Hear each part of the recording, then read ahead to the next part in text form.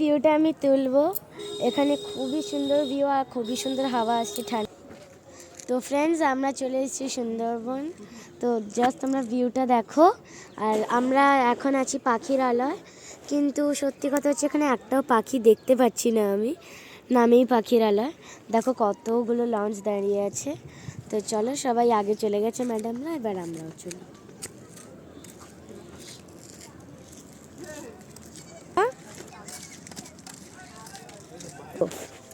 Guys দেখো কত cute, কালো কালো কুচু, মানে একদম ছোট্ট এরা। আর আমার থেকেও রেসে জিতে যায়। এর থেকে লজ্জার ব্যাপার আমার থেকে কিচ্ছু হয় না।